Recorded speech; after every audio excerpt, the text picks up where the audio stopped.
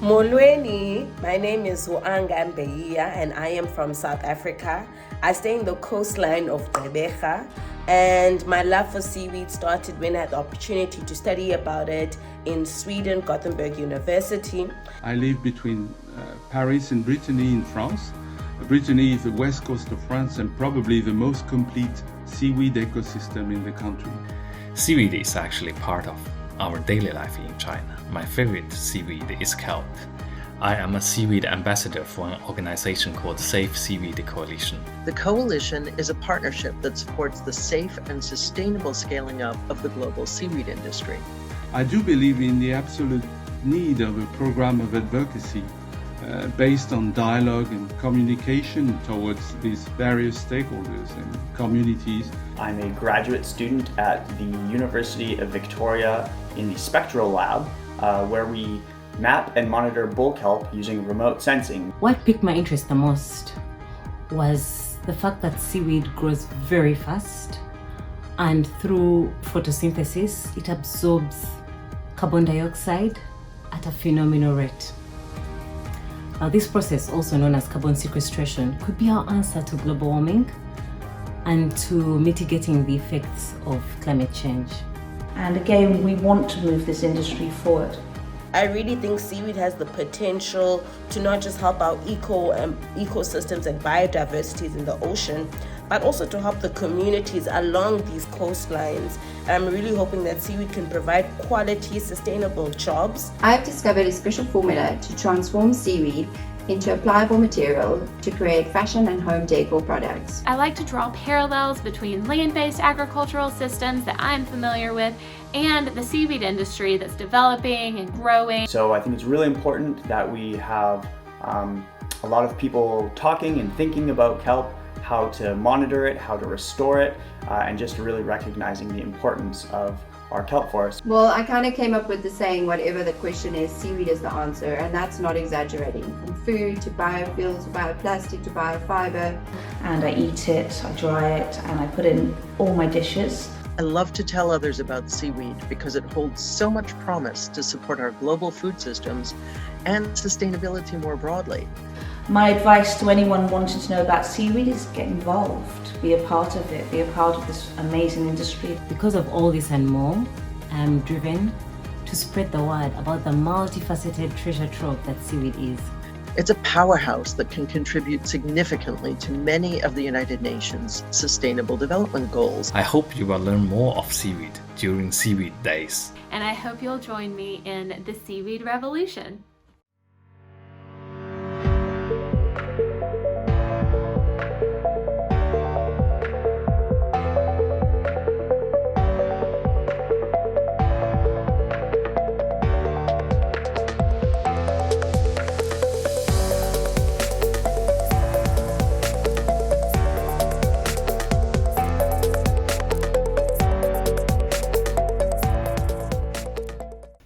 Hi, my name is Adam Olsen. I'm a member of the Legislative Assembly for Saanich North and the Islands, and I want to welcome you into my home office. Now, first and foremost, I want to say that it wasn't my intention to be doing this event from my home office, but things happen. And so here I am in my home office, and I've been asked by my good friends at Cascadia Seaweed, and I'm honored to be able to participate in Seaweed Fest 2022. Actually, it's Seaweed Days 2022. I'm honored to be participating, and this year I'm going to be reading this book, Saving Tally. Now, this book was written by Serena Lane Ferrari, and it's been illustrated by Giorgia Vallicelli.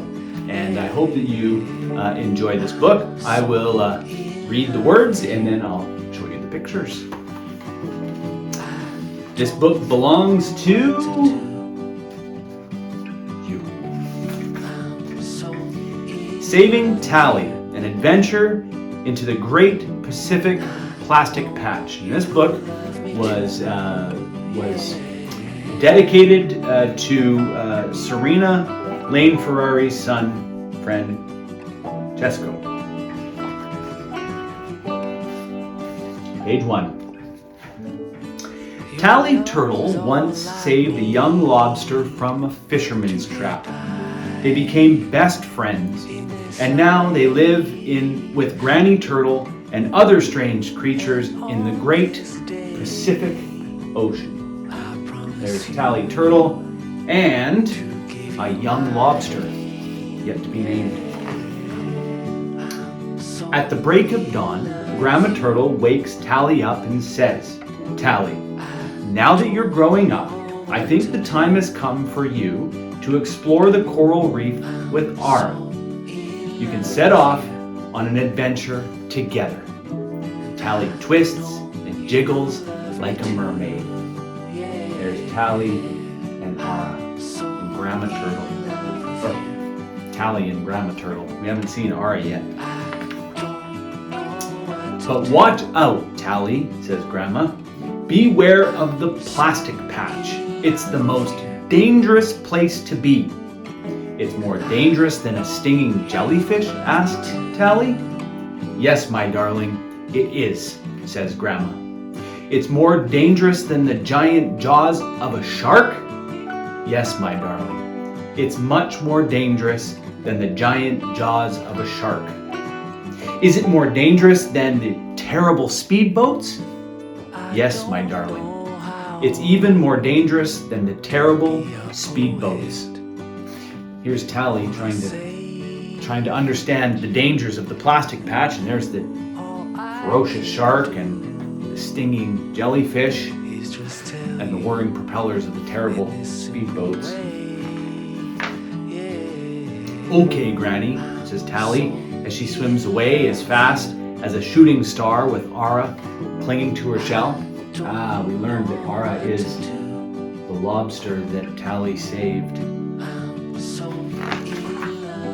After gliding and sliding, they arrive at the rainforest of the sea, coral reef. They flip in and out of the sparkling corals. They paddle with seahorses and dangle amongst the schools of colorful fish. There's Tally and Ara enjoying the coral reef. The seahorses and with all of the beautiful fish. Oh, it looks like a fountain. Is that Dora? Tally watches crabs playing hide and seek on the rocks. She spots a funny creature with one eye peeping in the dark. You see? The one-eyed creature there in the dark. Maybe we'll find out what that is. "I am having an adventure," says Tally, not taking the time to slow down. "Not that way," shouts Ara, chasing Tally. Tally dives and pops in and out of the water like a dancing ballerina. She travels along the reef until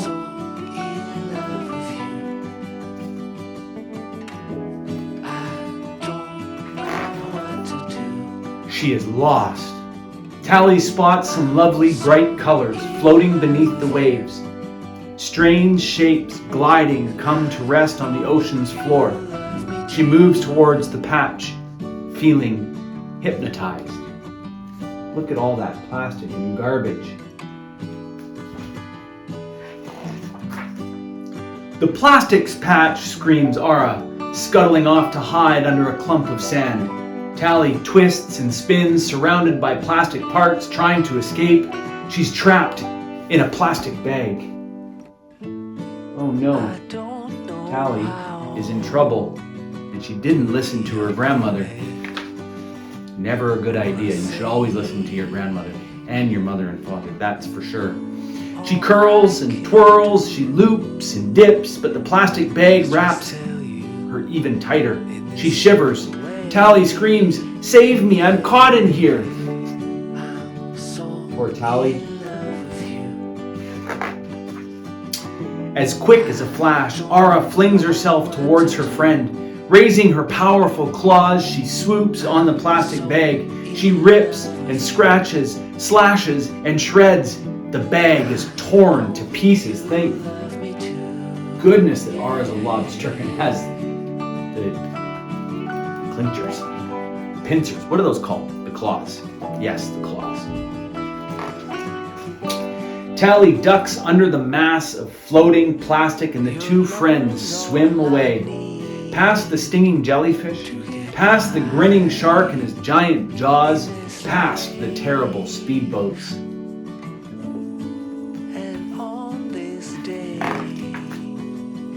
They crawl up the beach and gaze back at the waves. Thank you, Ara. If it weren't for your courage, I wouldn't have been saved. Let's tell everyone how dangerous it is to throw plastic into our ocean. Yes, and most of the plastic gets there without even being thrown directly. It gets there indirectly. Tally and Ara with a flipper and a claw right on the shore. Beware of the plastic patch. Please, no more litter in the ocean. Our ocean is not a garbage can. That's right. So here's some facts about the Great Pacific Garbage Patch. 99% of everything in the patch is plastic. 1.6 million kilometers, or 994.193 million miles. That's very large. 1.8 trillion pieces of plastic, and it's about 80,000 tons of garbage. And as you can see here, there's San Francisco, and there's Hawaii, so it's a space that takes up almost that entire space between Hawaii and San Francisco.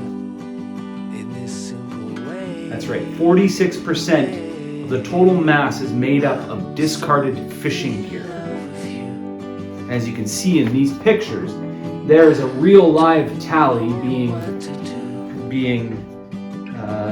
wrapped up in plastic from the Great Pacific Garbage Patch.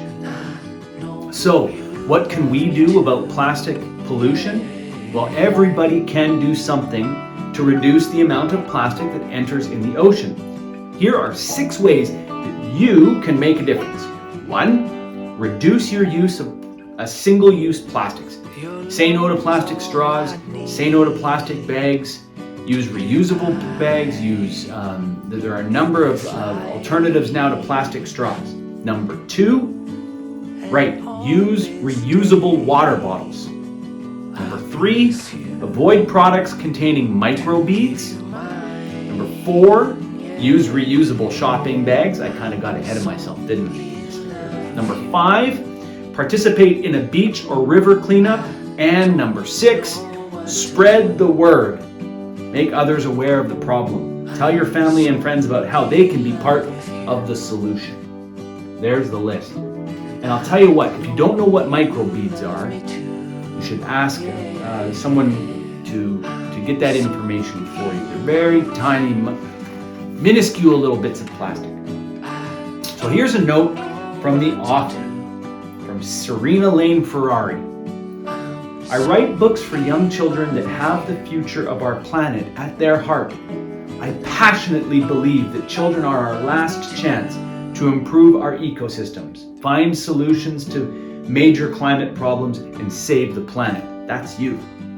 I believe the importance of reading to children from an early age and hope that my books engage children and parents and inspire them to believe in a better future. Were you inspired today to do something big? Were you inspired today to take action to save Tally? Because those 6 ideas that Serena shared with us on the previous page are ways that you can be just like Ara and save Tally. So there are some other books. Beautiful, beautiful artwork from Giorgia. This is a wonderful book. Thank you for hanging out with me for just a few minutes. I hope that you learned something this evening or today, and I hope that what you take away from it is that every one of us, each one of us, every day, can take actions that help protect our planet. So, enjoy Seaweed Days. I know I am. Have a great day.